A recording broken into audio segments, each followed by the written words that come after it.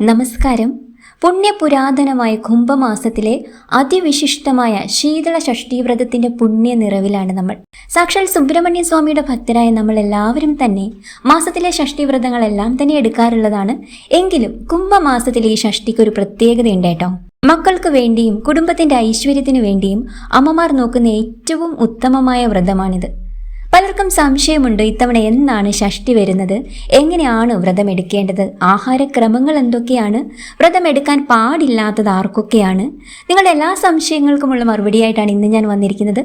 Video പൂർണ്ണമായും കാണാൻ ശ്രമിക്കുക. നമ്മുടെ ചാനൽ ആദ്യമായിട്ട് കാണുന്ന ആരെങ്കിലും ഉണ്ടെങ്കിൽ ഒന്ന് സബ്സ്ക്രൈബ് ചെയ്യാൻ മറക്കല്ലേട്ടോ. അതുപോലെ ഈ വീഡിയോ ഇപ്പോൾ തന്നെ ഒന്ന് ലൈക്ക് ചെയ്യാനും മറക്കല്ലേട്ടോ. ഇനി ഷഷ്ഠി തിഥി എപ്പോഴാണ് വരുന്നത് നമുക്കൊന്ന് നോക്കാം. ഫെബ്രുവരി 22 ഞായറാഴ്ച രാവിലെ 11:09 മുതൽ ഫെബ്രുവരി 23 തിങ്കളാഴ്ച രാവിലെ 9:09 വരെയാണ് ഷഷ്ഠി തിഥി. ഇത് നിങ്ങളെല്ലാവരും ശ്രദ്ധിക്കേണ്ടതായിട്ടുണ്ട്. നമ്മൾ ഷഷ്ഠി എന്ന് പറയുമ്പോൾ നമ്മൾ സാധാരണക്കാർ എന്താ ചെയ്യുക, ആദ്യം ഓടിപ്പോയി കലണ്ടറിൽ ഒന്ന് നോക്കൂ അല്ലേ, ഈ പ്രാവശ്യം ഷഷ്ഠി ഈ മാസത്തിൽ എന്നൊക്കെയാണ് വരുന്നത്. അങ്ങനെ നമ്മൾ കലണ്ടറിലേക്ക് നോക്കുമ്പോൾ ഫെബ്രുവരി 23 തീയതിയാണ് ഷഷ്ഠി രേഖപ്പെടുത്തിയിരിക്കുന്നത് അല്ലേ. പക്ഷെ ഞാൻ നേരത്തെ പറഞ്ഞ ഷഷ്ഠി തിഥി ഒന്ന് ഓർത്തു വെക്കുക. 22 തീയതി രാവിലെ 11:09 മുതൽ 23 തീയതി രാവിലെ 9:09 വരെ ഉള്ളൂ ഷഷ്ഠി തിഥി. അതായത് നമ്മുടെ കലണ്ടറിൽ പറയുന്ന 23 തീയതി രാവിലെ 9 മണിക്ക് ഷഷ്ഠി തിഥി അവസാനിക്കുകയാണ്. പക്ഷേ നമ്മുടെ തൊട്ടടുത്തുള്ള സുബ്രഹ്മണ്യ സ്വാമി ക്ഷേത്രങ്ങളിലൊക്കെ ചിലയിടത്ത് 23 തീയതിയാണ് ഷഷ്ഠി പൂജകളൊക്കെ ഉണ്ടാവുക. അങ്ങനെയുള്ളവർ അതിനനുസരിച്ച് വ്രതം നോറ്റാൽ മതിയാവും. പക്ഷെ തിഥി വരുന്നത് ഇങ്ങനെയാണ് എന്ന് നിങ്ങളൊന്ന് ശ്രദ്ധിക്കണം കേട്ടോ. നമുക്കറിയാം, സാധാരണയായിട്ട് 6 ദിവസം നീണ്ടു നിൽക്കുന്ന സ്കന്ദഷഷ്ഠി പോലെ തന്നെ പ്രാധാന്യമുള്ളതാണ് ഈ വരുന്ന മാസ ഷഷ്ഠികളും. വേലായുധ സ്വാമിയുടെ അനുഗ്രഹം പൂർണ്ണമായി ലഭിക്കാൻ ഈ ദിവസം ഭക്തിയോടെ നാം വ്രതം നോൽക്കേണ്ടതായിട്ടുണ്ട്. തന്റെ അമ്മയായ പാർവതി ദേവി 108 ഷഷ്ഠീവ്രതം നോറ്റാണ് മുരുകനെ ശാപമുക്തനാക്കിയത് എന്ന കഥ നമ്മൾക്ക് എല്ലാവർക്കും അറിയാമല്ലോ. അതുകൊണ്ട് തന്നെ അമ്മമാർ മക്കൾക്ക് വേണ്ടി പ്രാർത്ഥിച്ചാൽ ഭഗവാൻ ഒരിക്കലും അത് തള്ളിക്കളയാൻ കഴിയില്ല. ഷഷ്ഠി ദിവസം ഇനി എങ്ങനെയാണ് നമ്മൾ ആചരിക്കേണ്ടതെന്ന് പറയാം. ഷഷ്ഠിയുടെ തലേ ദിവസം, അതായത് ഫെബ്രുവരി 22 തീയതി ഞായറാഴ്ച മുതൽ നമ്മൾ വ്രതത്തിനായുള്ള ഒരുക്കങ്ങൾ തുടങ്ങണം കേട്ടോ. ഈ ദിവസം നമുക്ക് വീടും പരിസരവും ഒക്കെ ഏറ്റവും ശുദ്ധിയായിട്ട് സൂക്ഷിക്കാം. മത്സ്യ മാംസാദികൾ ഏതൊരു വ്രതത്തെയും പോലെ നമുക്ക് പൂർണ്ണമായും ഉപേക്ഷിക്കേണ്ടതായിട്ടുണ്ട്. പഞ്ചമി ദിവസം അങ്ങനെ ഒരിക്കലെടുക്കുന്നത് ഏറ്റവും നല്ലതാണ്. ഇനിയും എന്തെങ്കിലും ഒരു കാരണം കൊണ്ട് നിങ്ങൾക്ക് തലേദിവസം ഒരിക്കലെടുക്കാൻ സാധിച്ചില്ലാച്ചാലും സാരമില്ല.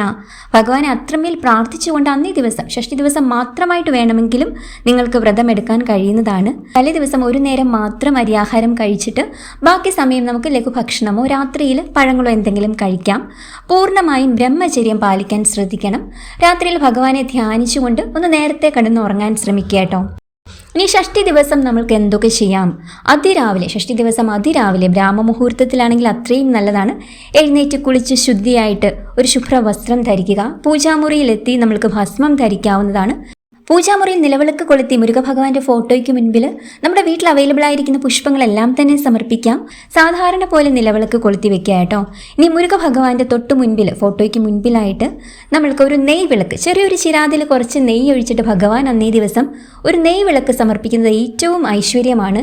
ഈ ഒരു സമയത്ത് നമ്മൾക്കിപ്പോൾ നടന്നു കിട്ടേണ്ട ഒരു ആഗ്രഹം, അല്ലെ കുറേ നാളായിട്ട് നിങ്ങളുടെ മനസ്സിൽ എന്തെങ്കിലും മുടങ്ങിക്കിടക്കുന്ന കാര്യങ്ങൾ നടന്നു കിട്ടാൻ അതിയായിട്ട് ആഗ്രഹിക്കുന്നുണ്ടാവും. അതൊന്നും അല്ലെങ്കിലും നമ്മുടെ അമ്മമാരെല്ലാം മക്കളുടെ ഐശ്വര്യത്തിന് വേണ്ടിയിട്ട് മനമൊരുക്കിയാണ് എല്ലാ ഷഷ്ഠി വ്രതങ്ങളും എടുക്കുന്നതല്ലേ.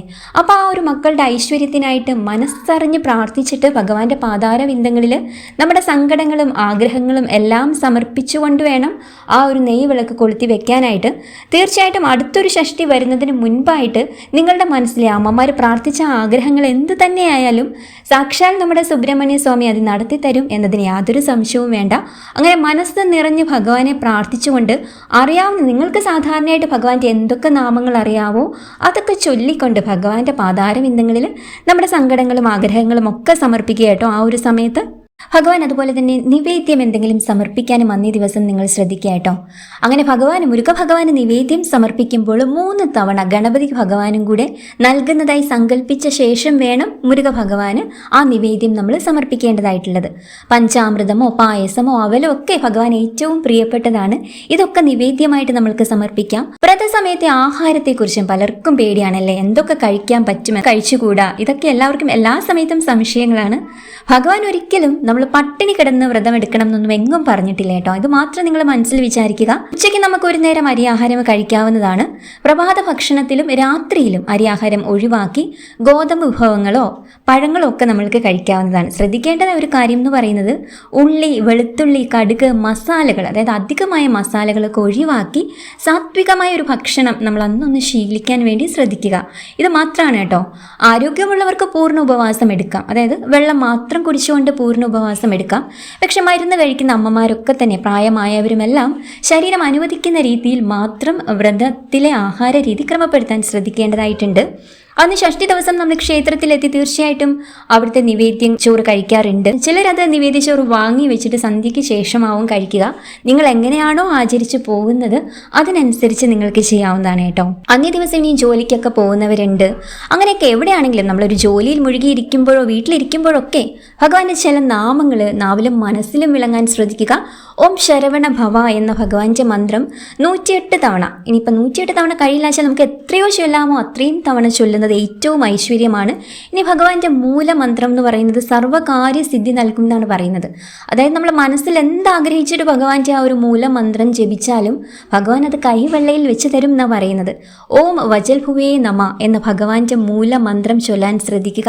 കഴിയുമെങ്കിൽ സുബ്രഹ്മണ്യ ഭുജംഗമോ ഷഷ്ടി കവചമോ കേൾക്കുകയോ ചൊല്ലുകയോ ചെയ്യുക കേട്ടോ. പകലുറക്കം ഷഷ്ടി ദിവസം ഒരിക്കലും പാടില്ല. മനസ്സെപ്പോഴും ഭഗവത് ചിന്തകളിലായിരിക്കണം. അടുത്തുള്ള സുബ്രഹ്മണ്യ ക്ഷേത്രത്തിൽ പോയി ദർശനം നടത്താനും പനിനീരഭിഷേകം പോലുള്ള വഴിപാടുകൾ ഭഗവാന് നടത്താനും പ്രത്യേകമായിട്ട് ശ്രദ്ധിക്കുക കേട്ടോ. ഇനിയും ഷഷ്ടി കഴിഞ്ഞ് പിറ്റേ ദിവസം, അതായത് ഫെബ്രുവരി 24 ചൊവ്വാഴ്ച രാവിലെ കുളിച്ച് ക്ഷേത്ര ദർശനം നടത്തിയോ അല്ലെങ്കിൽ വീട്ടിൽ തന്നെ തുളസി തീർത്ഥം സേവിച്ചോ നമ്മൾക്ക് വ്രതം വീടാവുന്നതാണ്. ഇനിയും 22-ാം തീയതി ഷഷ്ടി വ്രതം എടുക്കുന്നവരാണെങ്കിൽ 23-ാം തീയതി പാരണ വീടേണ്ടതായിട്ടുണ്ട്. ഞാൻ ഈ പറഞ്ഞത് 23-ാം തീയതി ചില സുബ്രഹ്മണ്യ സ്വാമി ക്ഷേത്രങ്ങളിൽ ഷഷ്ടി പൂജ നടക്കുന്നത് 23-ാം തീയതിയാണ്. അങ്ങനെയുള്ളവർക്ക് നിങ്ങൾക്ക് പിറ്റേ ദിവസം ഷഷ്ടി വ്രതം വീടാവുന്നതാണ്. ഇനിയും സ്ത്രീകൾക്ക് പീരീഡ് സമയമാണ് ഷഷ്ടിയെങ്കിലും വിഷമിക്കേണ്ടതായിട്ടില്ല. പൂജകളും ക്ഷേത്ര ദർശനവും ഒഴിവാക്കി നമ്മൾക്ക് ഭഗവാനെ മനസ്സിൽ ധ്യാനിച്ച് ഭഗവാന്റെ നാമങ്ങളൊക്കെ മനസ്സിൽ ചൊല്ലിക്കൊണ്ടിരിക്കാവുന്നതാണ്. ഭക്തിയാണ് പ്രധാനം. ഈ കുംഭഷഷ്ടി വ്രതത്തിലൂടെ ഭഗവാൻ നിങ്ങളുടെ എല്ലാ ദുഃഖങ്ങളും അകറ്റട്ടെ, മക്കൾക്ക് നല്ല ഐശ്വര്യവും ബുദ്ധിയും ഒക്കെ ഉണ്ടാവട്ടെ എന്ന് പ്രാർത്ഥിക്കുന്നു. ഈ വീഡിയോ ഉപകാരപ്രദമായിട്ട് നിങ്ങൾക്ക് തോന്നുന്നുവെങ്കിൽ നിങ്ങളുടെ അടുത്ത സുഹൃത്തുക്കളിലേക്കും ഒക്കെ ഒന്ന് ഷെയർ ചെയ്യുമല്ലോ. ഓം ശരവണഭവ. സാക്ഷാൽ സുബ്രഹ്മണ്യ സ്വാമിയുടെ അനുഗ്രഹം മാത്രമല്ല മഹാദേവിന്റെയും പാർവതി ദേവിയുടെയും സാക്ഷാൽ വിഘ്നേശ്വരന്റെയും അനുഗ്രഹം നിങ്ങളുടെ ജീവിതത്തോട് ചേർന്ന് തന്നെ എന്നും എല്ലായ്പ്പോഴും ഉണ്ടാവട്ടെ എന്ന് പ്രാർത്ഥിക്കുന്നു.